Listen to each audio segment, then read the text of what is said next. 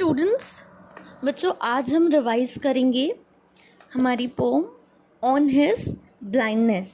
ये हमारा probably last revision lecture होगा। तो ये सबसे इम्पॉर्टेंट पोएम है।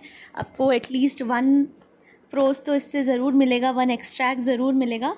तो इसको अच्छे से समझेंगे, अच्छे से इसकी तैयारी करेंगे। इसका बच्चों मैं आपको सेंट्रल आइडिया बताती हूँ पोएम का, फिर हम इसका डिस्कशन स्टार्ट कर सकते हैं। ये पोएम है जिसमें पोएट ने खुद के बारे में, पोएट का नेम क्या है? John Milton. तो बच्चों जॉन मिल्टन के साथ क्या हो जाता है, वो ब्लाइंड हो जाते हैं, वो चीज़ों को देख नहीं पाते। एंड इस सिचुएशन की वजह से, इस चीज़ की वजह से वो काफ़ी मिजरेबल हो जाते हैं, बहुत दुखी हो जाते हैं। एंड वो भगवान से डिफरेंट टाइप्स के क्वेश्चंस करते हैं कि क्या आप अभी भी मुझसे वही एक्सपेक्टेशंस रखते हैं। मतलब बच्चों वो अपने साथ हार्ड होते हैं, उनको लगता है कि जो मुझे काबिलियत मिली है, जो टैलेंट मुझे मिला है, वो वेस्ट चला जाएगा अगर मैं ऐसे ही ब्लाइंड रहा तो।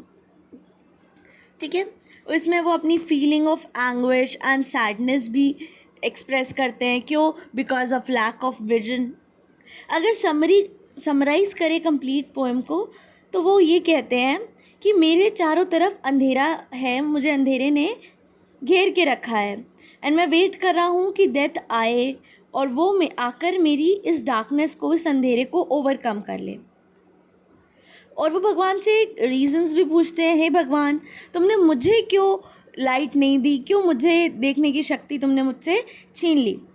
फिर उसके बाद फाइनली भगवान उन्हें आंसर देते हैं। किस फॉर्म में आंसर देते हैं? उनके मन की आवाज़ के थ्रू आंसर देते हैं। तो ये भी बहुत इंपॉर्टेंट पॉइंट है। चलिए, अब हमने इसके चैप्टर की सेंट्रल आइडिया देख लिया, हमने इस चैप्टर की समरी देख ली। अब हम आगे चलते हैं एंड इसकी एक्सरसाइजेस डिस्कस करते हैं। बच्चों वर्ड मीनिंग्स का सेशन मैं सेपरेटली ले चुकी हूँ and tick the correct answers का भी मैं सेशन ले चुकी हूँ। हमारा मेन फोकस रहेगा एक्सट्रैक्ट्स एंड क्वेश्चन आंसर्स में। ठीक है, आज के सेशन में तो एक्सट्रैक्ट है, God doth not need either man's work और हिज गिफ्ट। ना भगवान को इंसान के जो वर्क है वो चाहिए, ना ही उसके गिफ्ट चाहिए। तो ये कौन किससे बोलता है? आप ये कह सकते हो कि पोएट खुद से ही बोलता है या उसके मन की आवाज़ उससे बोलती है। उसकी जो पेशेंस है वो उसको अर्ज करती है बोलने के लिए। नेक्स्ट है, in this context what do the above line mean. Above line का मतलब क्या है? अब इन लाइंस का मतलब मैं आपको लिखवा चुकी हूँ, आप अपने वर्ड्स में भी बेटर अंडरस्टैंडिंग के साथ लिख सकते हैं कि इसका क्या मतलब है। नेक्स्ट है, do you agree with this lines, justify your opinion. तो बच्चों ये जो थर्ड टाइप के क्वेश्चंस होते हैं जिसमें आपको, जैसे नेक्स्ट एक्सट्रैक्ट देखिए, उसमें लास्ट क्वेश्चन है what can you conclude about the poet from this extract. फिर थर्ड एक्सट्रैक्ट का बच्चों लास्ट क्वेश्चन पढ़िए, what can you deduce about him from the above lines, justify your answer. तो आप देखोगे एक्सट्रैक्ट में जो भी थर्ड क्वेश्चन होता है ना, लास्ट क्वेश्चन, उसमें जो क्वेश्चनर होता है, क्वेश्चन पूछने वाला, वो आपके बारे में जानना चाहता है कि आपकी क्या अंडरस्टैंडिंग है, आपने उसको किस पोएम को कितने अच्छे से समझा। तो ये कोशिश करना कि जो लास्ट वाला पार्ट है उसको बहुत अच्छे से लिखना। ठीक है, उसमें आप मिस्टेक्स मत करना।